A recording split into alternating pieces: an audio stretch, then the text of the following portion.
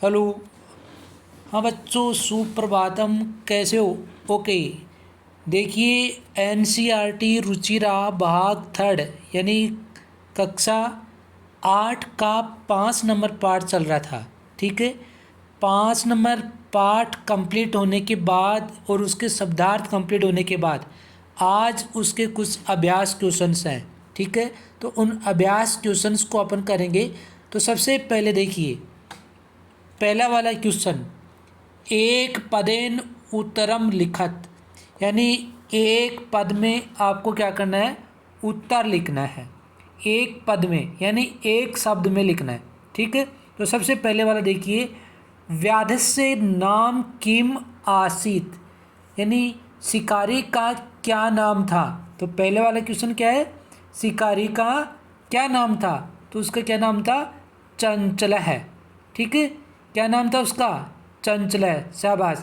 उसके बाद में 2 नंबर देखिए, ख, चंचल है व्याघ्रम कुत्र दृष्टवान, यानी चंचल ने या शिकारी ने व्याघ्र को कहाँ देखा? कहाँ देखा बताइए? शाबाश। कहाँ? वन में। तो वने हो जाएगा। आया समझ में? उसके बाद में आगे गए देखना, कस्मै किमपि अकार्यम न भवति, यानी कस्मै किमपि अकार्यम न भवति। तो इसका अर्थ क्या होगा? आंसर क्या होगा इसका? क्षुधा तार्य, क्षुधा तार्यम। ठीक है ना। उसके बाद में आगे गह देखना, बद्री गुलमानाम पृष्ठे का नीलिना आसीत। तो का की जगह आंसर लिखना है। ठीक है ना। ये तो बीच में जो क्वेश्चन वर्ड है ना, वहाँ आपको आंसर लिखना है। तो इसका आंसर क्या हो जाएगा? लोमशिका। लोमशिका किसको कहा गया है? लोमड़ी को। तो इसका आंसर हो जाएगा लोमशिका। उसके बाद में आगे सर्व किम सामीहते, तो इसका आंसर क्या होगा? स्वार्थम। क्या आंसर होगा उसका? स्वार्थम होगा। उसके बाद में आगे देखिए, निस्सहायो व्याध है किम अचायत, तो इसका आंसर क्या होगा? प्राणाभिक्षाम। क्या होगा? प्राणाभिक्षाम। तो इसका आंसर ये हो जाएगा। उसके बाद में आगे देखिए 2 नंबर क्वेश्चन। 2 नंबर क्वेश्चन देखना बच्चों। 2 नंबर क्या है? पूर्ण वाक्येन उत्तरत, यानी पूरा वाक्य में उत्तर लिखना है, यानी पूरा सेंटेंस में इसका आंसर देना है। तो सबसे पहले वाला देखिए, चंचलेन वने किम कृतम, यानी चंचल ने या शिकारी ने वन में क्या किया? क्या किया उसने? बताइए। जालम विस्तारितम, यानी उसने क्या किया? जाल को बिछाया या जाल को विस्तारित किया, जाल बिछाया। तो ये जो किम जो सब लिखा हुआ है, ठीक है ना, क्वेश्चन वर्ड, इसकी जगह आपको आंसर लिखना है, बाकी सेम हो जाएगा। और आगे लास्ट में क्या होगा? क्वेश्चन मार्क लगाओ ना, इसकी जगह आप क्या लगाओगे? फुल स्टॉप, है ना। क्या लगाओगे? पूर्ण विराम। आगे, व्याघ्र से पिपासा कथम शांता अभवत, यानी व्याघ्र की या प्यास कैसे शांत हो गई? जलम पीतवा, यानी पानी पीकर। तो इसका आंसर क्या हो जाएगा? जलम पीतवा, यानी जल पीकर। आंसर हो जाएगा जलम पीतवा। तो इसके कथम की जगह आंसर लिखना है। आया समझ में? उसके बाद में आगे, जलम पीतवा व्याघ्र किम अवदत, जल पीकर व्याघ्र ने क्या बोला? किम अवदत, क्या बोला? ठीक है। तो इसका आंसर क्या होगा? इसका आंसर देखना आगे, इससे कहाँ? चैप्टर में देखना। गए का आंसर देखना, चैप्टर में मिलेगा आपको। ठीक है ना। तो चैप्टर में आंसर ये रहा, देखो, यानी जल पीकर व्याघ्र क्या बोला? सांप्रतम बुभुक्षितो अस्मि, यानी इस समय मैं क्या हूँ? भूखा हूँ। इदानीम अहम त्वाम खादिष्यामि, अब मैं तुमको खाऊंगा। तो इसका आंसर ये यहाँ से लेकर ये वाला हो जाएगा। आया समझ में? उसके बाद में आगे देखना, आगे है घ। घ देखना भाई। घ में क्या है? चंचल है मातृस्वस है इति काम संबोधितवान। ठीक है। तो काम की जगह क्या लिखोगे? आंसर लिखना है। और वो आंसर क्या लिखोगे? लोम सिकाम, यानी लोमड़ी। लोम सिकाम। ठीक है। उसके बाद में आगे, जाले पुनः बधम व्याघ्रम दृष्ट्वा व्याधः किम अकरोत्, यानी जाल में फिर पुनः बदम, यानी बंधने के बाद व्याघ्रम दृष्ट्वा, व्याघ्र को देखकर व्याधः किम अकरोत्, तो व्याधन ने क्या किया, तो वो क्या हुआ, प्रसन्न भूत्वा गृहम प्रत्यावर्तत, यानी वो प्रसन्न होकर क्या होता है, अपने घर चला जाता है। तो ये इसका आंसर इसके अंदर ही हो गया। ठीक है, प्रत्यावर्तत, ये इसके यहाँ जाने समझ में आए उसको आप कमेंट बॉक्स में ज़रूर डालें ताकि उसको दोबारा से बता दिया जाएगा। ओके, आगे देखना, आगे है 3 नंबर क्वेश्चन। 3 नंबर क्वेश्चन देखिए, अधोलिखितानि वाक्यानि कै का कम और काम प्रति कथयति, यानी ये जो सेंटेंस है वो किसने कहा और किसको कहा है ना, ऐसा कुछ लिखना है। तो सबसे पहले वाला देखिए, इदानीम अहम त्वाम खादिष्यामि, ये कह यानी ये किसने कहा है ना, तो व्याघ्र ने कहा, किसको, व्याधम यानी शिकारी को। ठीक है ना, आगे वैसे ही ये नीचे वालों को आपको आंसर लिखना है। तो सबसे पहले देखिए कै वाला देखना, कल्याणम भवतु ते, कल्याण हो तुम्हारा, है ना, तो ये किसने कहा, ये व्याघ्र है और व्याधम, यानी सेम इसमें दोनों में ही आ जाएगा। उसके बाद में आगे ख में क्या है, जनाः मयि स्नानम कुर्वन्ति, है ना, तो इसका आंसर क्या होगा, नदी जलम, और यहाँ पे सॉरी यहाँ देखना, यहाँ क्या होगा, चंचलम। आया समझ में। आगे वाला है, अहम त्वत्कृते धर्मम आचरितवान त्वया मिथ्या भणितम, तो ये क्या होगा, चंचल है। ठीक है, और यहाँ आगे क्या होगा, व्याघ्रम। आया समझ में। अब उसके बारे में आगे देखना, यत्र कुत्रापि छेदनम कुर्वन्ति, तो इसका आंसर क्या होगा, वृक्ष है और चंचलम, ये दोनों चीज़ें लिखनी है आपको। उसके बाद में आगे देखना, संप्रति पुनः कूर्दनम कृत्वा दृश्य, तो इसका क्या होगा, लोमसिका और व्याघ्रम। आए समझ में। आगे वाला देखना, आगे वाला है 4 नंबर, रेखांकित पदम आधारित प्रश्न निर्माणम, यानी जो रेखांकित जो सब लिखा है उसमें या उसकी जगह आपको क्या करना है, क्वेश्चन वर्ड बनाना है, यानी उसका क्वेश्चन बनाना है। तो कैसे बनाओगे, देखिए इनका क्वेश्चन कैसे बनाओगे, व्याधः व्याघ्रम जालात बहि निरसार्यत, है ना, तो जालात की जगह आपको प्रश्न वर्ड बनाना है। तो जालात की जगह क्या लिखोगे, कस्मात।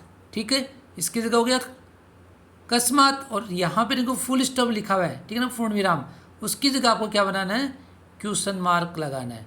ठीक है ना, जब आंसर लिखो उसमें। आया समझ में। आगे वाला है ख, चंचल वृक्षम उपगम में अपृच्छत, तो वृक्षम की जगह क्या लिखोगे, कम।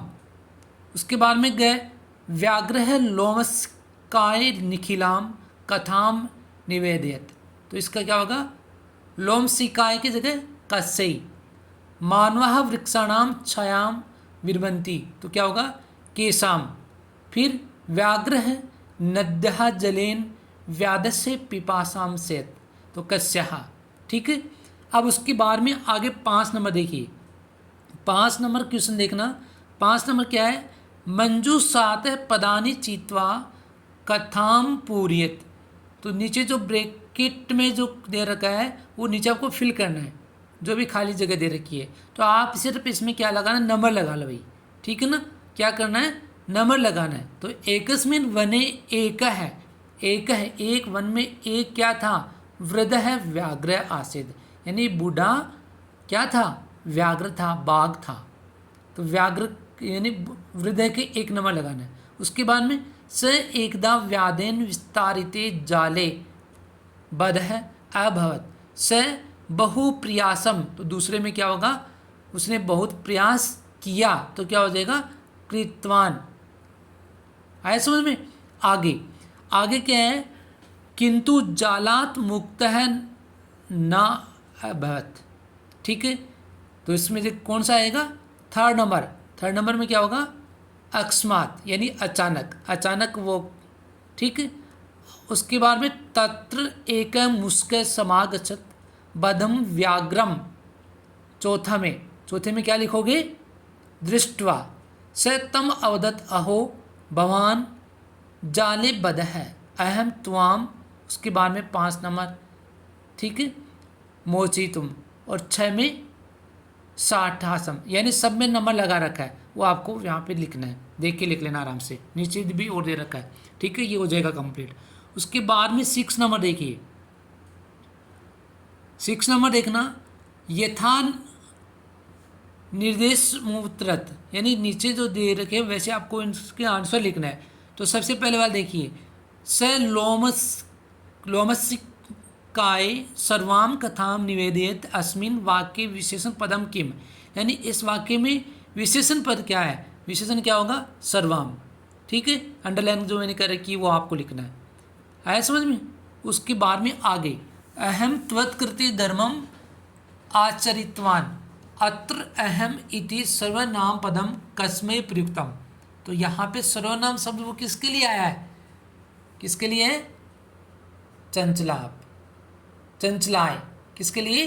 चंचलाय, यानी चंचल के लिए। चंचल कौन है भाई? शिकारी है, उसके लिए। उसके बाद में आगे, सर्व स्वार्थम समीहते अस्मिन वाक्य कर्तृपदम किम, यानी इसमें कर्ता पद कौन सा है? तो क्या हो जाएगा? सर्व है, ठीक है। उसके बाद में आगे देखना, सा सहसा चंचल उपसरते कथेति वाक्यात एकम अव्यय पदम चित्वा लिखत, यानी इसमें एक अव्यय शब्द लिखना है छांट कर। अव्यय क्या है? सहसा, अचानक, ठीक है, जो अंडरलाइन कर रखी है वो आपको करना है।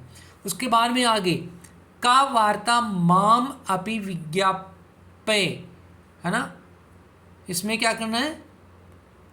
देखिए, अस्मिन वाक्य क्रियापदम किम क्रियापदस्य पद परिचय अपि लिखत, यानी इसका जो विज्ञापय जो शब्द लिखा रखा है, इसका आपको क्या करना है? पद परिचय बताना है भाई, इसके अंदर क्या क्या जुड़ा हुआ है, क्या क्या शब्द है, क्या उपसर्ग है, क्या प्रत्यय, वो सब लिखना है, कौन सा वचन है, ठीक है। तो उपसर्ग इसमें क्या होगा? वी उपसर्ग है, ठीक है ना। धातु कौन से इसमें? ज्ञा धातु है, और प्रत्यय कौन सा है? प्रत्यय कौन सा है? णिच प्रत्यय, णिच, ठीक है। और लकार इसमें कौन सा हुआ? लोट लकार है, और मध्यम पुरुष एक वचन है, ठीक है, यानी पुरुष कौन सा इसमें? मध्यम, और वचन कौन सा है? एक वचन। ऐसे आपको इसका पद परिचय बताना है, आया समझ में। आगे वाला देखना, 7 नंबर, उदाहरणानुसारम रिक्त स्थानानि पूर्यत, यानी उदाहरण के अकॉर्डिंग आपको क्या करना है? रिक्त स्थान की पूर्ति करनी है। जैसे मातृ शब्द लिखा रखा है, ठीक है ना, तो मातृ का प्रथमा पूछा है, तो प्रथमा में क्या होता है? माता, मात्रो, मात्रा होता है। वैसे ही उसके बाद में किसका पूछा है? स्वश्री, स्वश्री, है ना, प्रथमा का पूछा है, तो क्या होगा? प्रथमा में इसमें क्या होता है? स्वसा, स्वसाओ रो, और उसके बाद में स्वसार है, ठीक है ना, स्वसारो।